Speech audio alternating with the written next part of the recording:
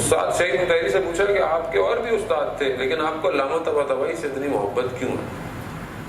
تو فرماتے ہیں کہ اس ولایت اہل بیت کی وجہ سے جو ان کے دل میں پائی جاتی ہے، سب میں ہے لیکن ان کے اندر مجھے جو نظر آتی ہے. تو کہا کیوں؟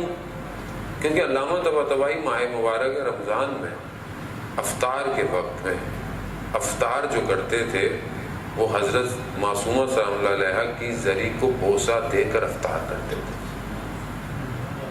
یعنی حکمت، ایسی حکمت عطا کی کہ آج تک تفسیر المیزان سمجھ میں اس طرح نہیں آتی جس طرح اس کا حق ہے. ابھی ہمارے استاد کہتے ہیں 20 سال اور لگیں گے تفسیر المیزان کو سمجھنے کے لیے اس مقام پر. یعنی انہوں نے اپنے اندر ان چیزوں پر عمل کیا جو اہل بیت نے تعلیم دی اور اس کے بعد وہ حکمت جاری ہو گئی.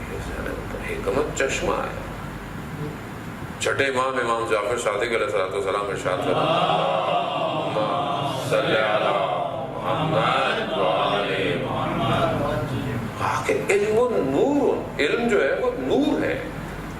علم ہم دنیاوی علم پڑھتے ہیں، ضروری ہے، پڑھنا بھی چاہیے، ساری چیزیں پڑھنی چاہیے، جوانوں کو پڑھنی چاہیے سارے نئے علم. اصل علم نور ہے امام فرماتے ہیں. اور مولا فرماتے ہیں کہ خدا جس کے دل پر چاہتا ہے اس نور کو اتار دیتا ہے. امام کہتے ہیں کہ یہ وہ علم نہیں ہے جسے تم کسب کر سکو، یہ وہ ہے جو عطا ہوتا ہے، عطا ہوتا ہے. اور اس کے لیے شرائط ہے کہ اب یہ کس کو عطا ہو. یعنی جہاز جو ہے وہ ہر جگہ تو لینڈ نہیں کرتا. آپ بولے یہاں لینڈ کر جائے، سڑک بہت اچھی ہے، ہائی وے، وہ نہیں لینڈ کرے گا.